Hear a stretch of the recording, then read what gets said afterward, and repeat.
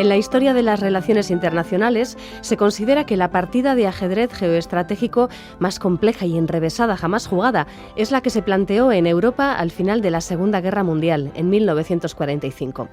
Por una parte estaban las potencias vencedoras de la guerra, la Unión Soviética, Estados Unidos, Reino Unido y Francia, divididas entre sí por razones ideológicas y por intereses contrapuestos, y por otro lado estaban los países de las áreas de influencia respectivas separadas por el llamado telón de acero. Y en tercer lugar, había estados como el español y el portugués que, siendo dictaduras autoritarias, intentaban sobrevivir a la ola de democracia que recorría Europa.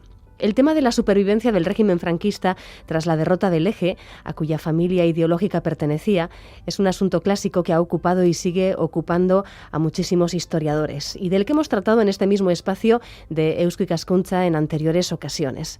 Ahora un investigador vasco ha publicado una importante aportación que amplía el foco de las causas y las motivaciones geopolíticas que llevaron a la rehabilitación de la dictadura española en los años 50. Juan Aguirre, arratsaldeón. Arratsaldeón. Has elegido un libro interesante, como dices, que dibuja un panorama totalmente provocativo, ¿no?, en esa época. Sí, y como nos va a explicar ahora su autor, además es un tipo de investigación muy poco común en nuestro ámbito. Creo que ahora nos lo dirá Xavier. Creo que es la primera vez que las relaciones internacionales se tratan aquí en el departamento correspondiente de la UPV con esta amplitud y con estas fuentes que ahora mismo nos va a describir. Pero antes lo voy a presentar a nuestro invitado, que es Xavier Uhalde Amunarriz.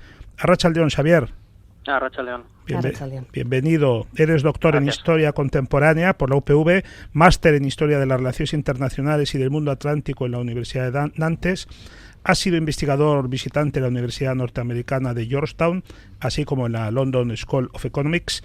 Y tus campos de investigación son la historia contemporánea, la historia del presente, la historia de las relaciones internacionales, claro está, y la historia comparada. Y actualmente trabajas como técnico de proyectos europeos y cooperación transfronteriza para la euroregión Aquitania-Euskadi. Vayamos primero a esto, Xavier, si te parece, porque tu investigación se nutre principalmente de la documentación contenida en archivos de Estados Unidos, de Gran Bretaña y de Francia. Y claro, esto te permite arrojar una luz sobre el caso español en la posguerra mundial, no con una perspectiva interior, endógena, como ha sido lo habitual hasta ahora, sino exterior, exógena. Ayúdanos a valorar esto, por favor, y explícanos esto que he dicho yo antes sobre lo atípico o lo extraordinario que tiene tu trabajo doctoral. Bueno, extraordinario quizás es una palabra muy fuerte. Bueno, como sí que no ordinario. Sí que es verdad que el hecho de combinar esa aproximación externa con además entrar en el ámbito de la historia comparada, que es un poco una línea de trabajo novedosa, hace que bueno, sea una investigación un tanto atípica, ¿no? Quizás la historiografía española, por los condicionantes históricos que tuvieron los historiadores hasta hace no tanto, porque años 75, etcétera, la apertura de las posibilidades de investigar en extranjero son muy recientes en términos de historiografía. Entonces es verdad que existe ahora una nueva corriente, nuevos historiadores que estamos intentando aproximarnos desde fuera, o aproximar esa visión desde fuera sobre lo que sucedió en España, ¿no? Porque al fin y al cabo nuestras propias fuentes de archivo estaban sesgadas y además, bueno, para el tema concreto, la época concreta que ocupa mi investigación, es verdad que yo creía que había que trabajarlo desde el punto de vista externo y además desde el punto de vista de estos tres países, ¿no?, que fueron un poco los que tuvieron la llave de lo que sucedería o no frente a para la dictadura franquista entre el 45 y el 53.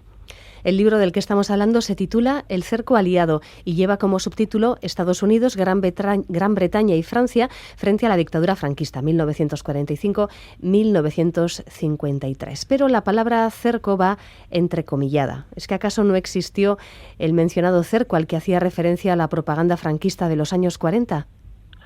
El uso del término cerco, convenientemente entrecomillado, pretende combatir el cliché fomentado desde el propio régimen, ¿no?, que aludía al cerco internacional como concepto de ese mundo exterior enemigo de Franco y de España, contra el que el caudillo luchó y al que venció valientemente. Se pretendía dar esa imagen, ¿no?, del líder todopoderoso al que el desarrollo del contexto histórico había acabado dando la razón, había conseguido que España sobreviviese como neutral a la Segunda Guerra Mundial.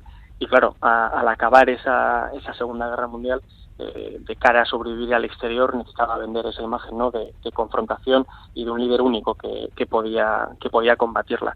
La realidad es que no existió ni mucho menos un cerco al régimen franquista tras la Segunda Guerra Mundial.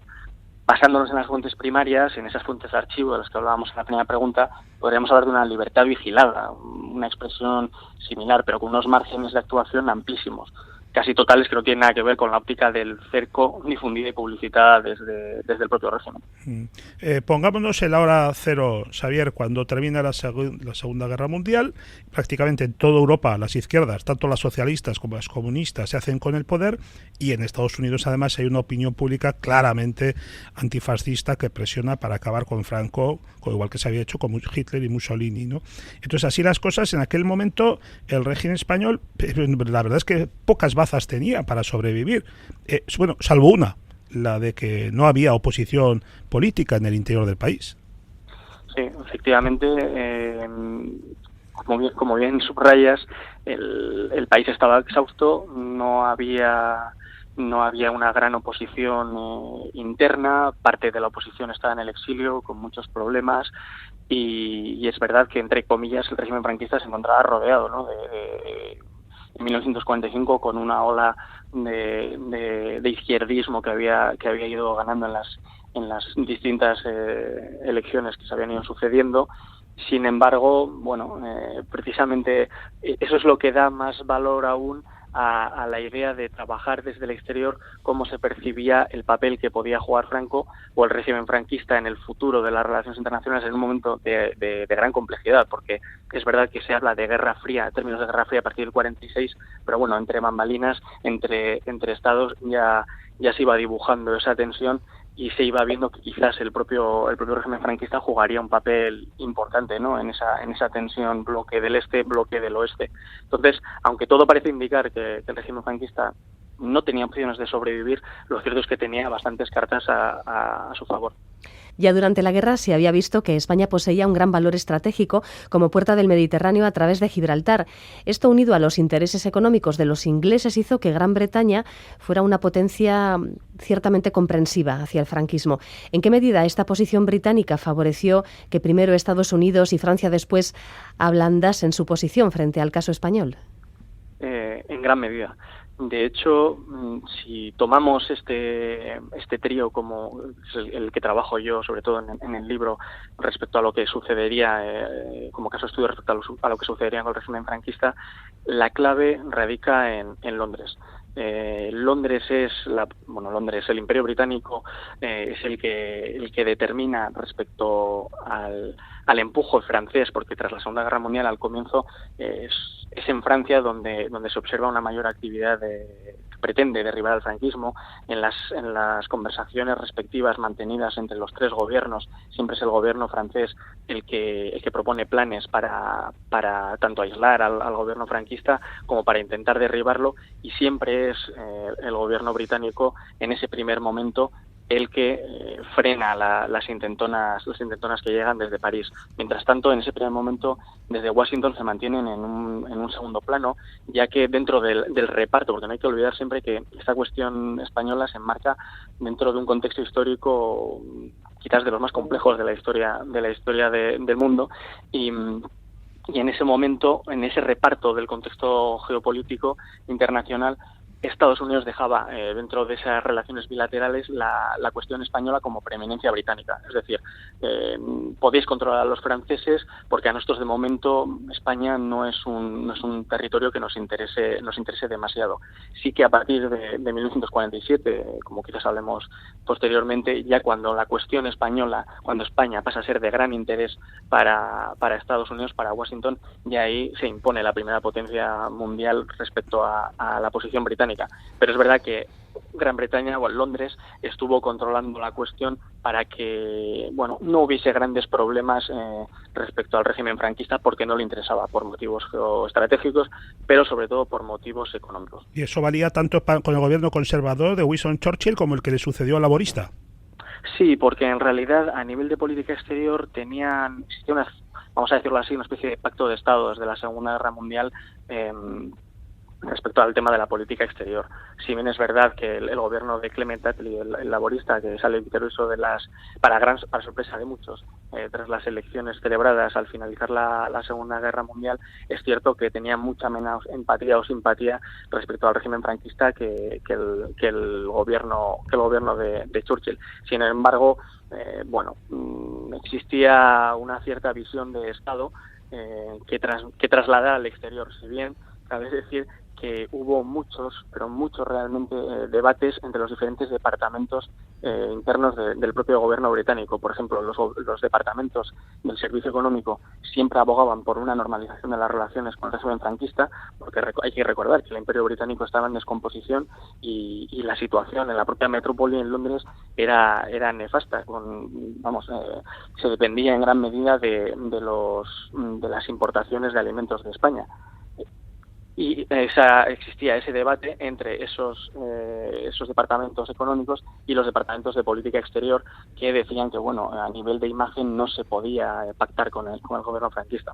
De modo que, como has dicho, en 1947 Estados Unidos, ante el deterioro del panorama internacional, empieza a implicarse militarmente en Europa, y hay que fijar entonces esa fecha, otoño, concretamente el 47, Xavier, como ese punto de inflexión en el que, pelillos a la mar, aquello que había dicho Roosevelt de que el régimen franquista era repugnante en vista de los ideales americanos de democracia, nos lo dejamos allí y empieza a haber se abre un espacio de supervivencia claro para el régimen franquista.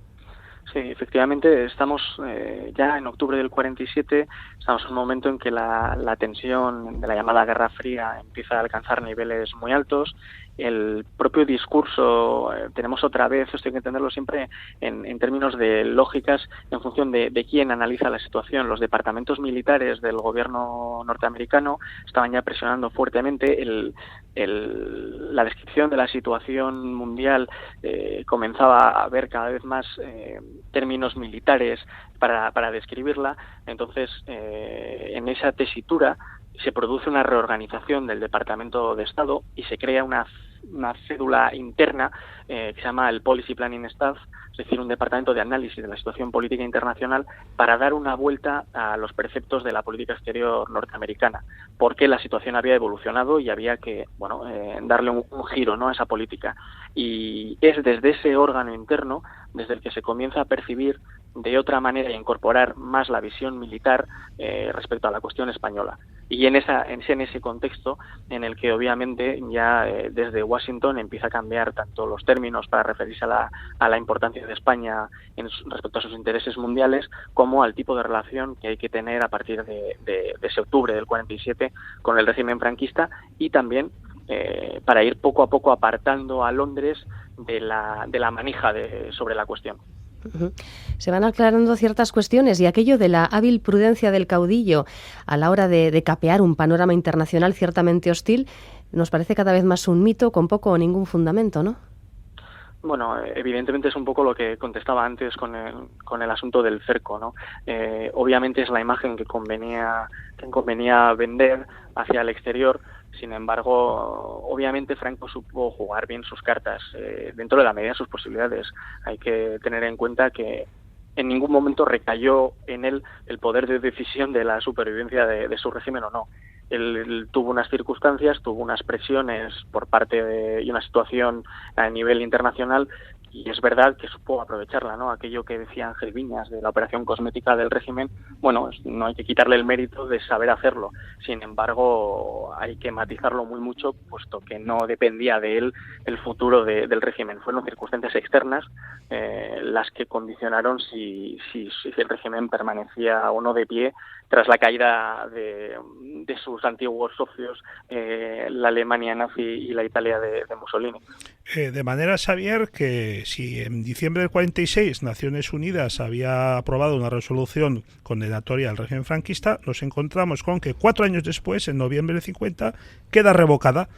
Y, claro, esto franquea el paso a España para su entrada en el Concierto de las Naciones. Una pregunta que quizás no sé si tiene algún fundamento, pero te la quería hacer. ¿En qué medida que igual el estallido de la Guerra de Corea, que fue unos meses antes de esta aprobación, de esta rehabilitación de España en Naciones Unidas, en qué medida esto pudo tener influencia?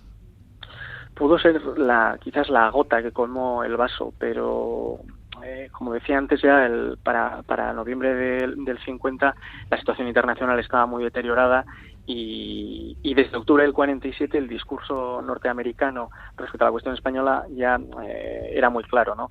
Y ese discurso se veía traducido en la Asamblea de Naciones Unidas, bueno, un cambio progresivo de postura, ¿no? Quizás para ir volviendo sobre los pasos de lo que se había votado en 1946.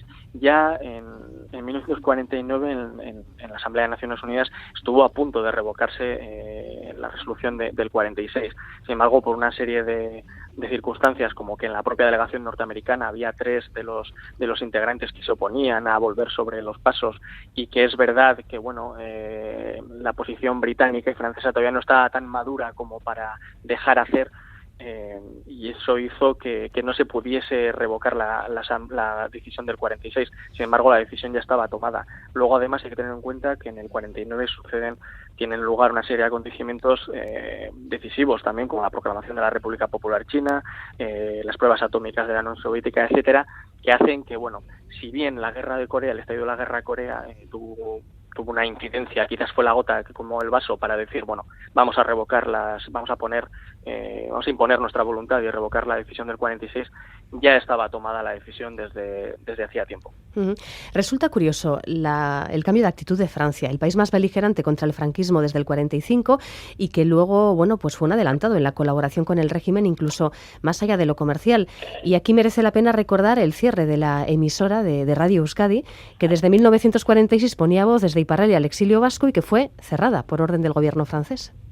Sí, pero estamos en la misma tesitura que en el caso del gobierno británico. El hecho de que, y por eso yo creo que era interesante el análisis, que es lo que intentaba también hacer en mi investigación, de las discusiones internas de cada gobierno respecto a la cuestión española, más allá de luego las discusiones que tuviesen lugar entre los 3 gobiernos. Es verdad que Francia fue el país más beligerante entre el 45 y el 46, de hecho acabaron cerrando en febrero del 46, Francia cierra sus fronteras con España, pero no hay que olvidar que Francia fue un país devastado por la Segunda Guerra Mundial, incluso a nivel urbanístico, etcétera, la gente vivía con cartas de racionamiento, y eso hacía que el gobierno francés de turno, si bien a nivel conceptual no tenía ninguna simpatía por el régimen franquista y abogaba por intentar destruirlo, la realidad era que también tenía que gobernar un país. Entonces, eso hace que a medida que el gobierno británico consigue, entre comillas, tapar los esfuerzos del gobierno francés por intentar derribar el régimen, la cuestión se va olvidando y el propio gobierno francés se da cuenta de que tiene que ser más pragmático. De hecho, y es una frase muy interesante que quizás resume bien lo que sucede a nivel de gobierno en París. El ministro de Asuntos Exteriores, Georges Bidault, decía en 1947, refiriéndose al caso español en la Comisión de Asuntos Exteriores, que no había naranjas fascistas, solo había naranjas. Está bien. Eso es pragmatismo. Sí. Exactamente. Pero claro, hay que tener en cuenta que nosotros lo analizamos muchas veces cometemos el error de analizar las cuestiones desde nuestra perspectiva de hoy en día, claro. Y como decía, desde nuestra perspectiva, entre comillas, de haber sufrido o tener familias que han sufrido la dictadura franquista, pero hay que darse cuenta de la situación interna que tenía cada país en ese momento y del rol que iba a jugar en ese complicado tablero, ¿no?, de las relaciones internacionales. Es desde esos puntos de vista desde los que cada uno aplicaba su propia política. Sí, en ese sentido es muy interesante tu trabajo, ilumina muy bien las contradicciones internas, lógicamente, de cada país enfrentado a un momento histórico tan determinante como la posguerra mundial. Y de modo que tu trabajo termina en 1953, cuando se firman el famoso concordato con el Vaticano y los pactos con los Estados Unidos que permitirán el asentamiento de bases norteamericanas en suelo español, hechos que ya confirmaron la perpetuación del franquismo hasta el 75, hasta la muerte del dictador. Entonces, Xavier, quizá pues la última conclusión que saca cuando uno cierra tu libro es que, más allá de las declaraciones políticas, por muchas razones, como nos has ido desgranando perfectamente, en realidad nunca hubo una voluntad decidida y unificada de las potencias vencedoras en la guerra mundial para desalojar a Franco, y esto hizo que lo que en 1945 a muchos les pareciera casi como utópico, pues se hizo realidad. Sí, es verdad que si en algún lugar, creo yo, residió, si hubo alguna posibilidad de que el régimen de Franco fuese derribado, venía de ese trío, ¿no? que trabajó en mi investigación. Y es verdad que en el periodo 45-47, que fue quizás el momento en el que de hecho hubo planes para conversaciones para intentar derribar al régimen, pues desde compresiones económicas, etcétera, nunca llegaron a buen puerto porque no coincidieron en el tiempo y momento los intereses de los tres países a nivel interno y a nivel externo. No hubo esa conjugación perfecta, esa alineación de planetas que les llevase a los tres a trabajar conjuntamente para hacer algo que parecía natural, ¿no? Porque es verdad que la supervivencia del régimen de Franco tras la Segunda Guerra Mundial parece algo contra natura. Sin embargo, ahí es donde intervienen todos esos factores que intento desgranar en el libro. Y si quieres, hay una frase que yo creo que resume bien, claro, es un resumen, ¿no? Obviamente, pero que resume bien el estado de la cuestión española y las variables que determinaron su no resolución. Y la encontré en los archivos británicos. Era el director del Departamento Oeste del Foreign Office, que en febrero del 46 decía: en estos momentos en los que hay tantas cuestiones importantes que manejar y tareas de tal urgencia que resolver en cualquier otro lugar de Europa, nadie tiene interés en abrir una nueva fuente de problemas en España. Al menos no es el caso de los británicos. Claro, claro. Pues efectivamente, resume perfectamente Sí. el estado de la situación. Vamos a recordar, Juan, ¿cómo se titula el libro de nuestro invitado? Este libro tan recomendable para los que nos gustan los temas de historia se titula El cerco aliado, Estados Unidos, Gran Bretaña y Francia frente a la dictadura franquista 1945-1953, de Xavier Ualdea-Munarriz, y el servicio editorial de la UPV se ha encargado de ponerlo negro sobre blanco. Xavier, muchísimas gracias por habernos acercado el resumen de tu investigación. Un saludo. Hasta otra ocasión. Muchas gracias. Un saludo, Xavier.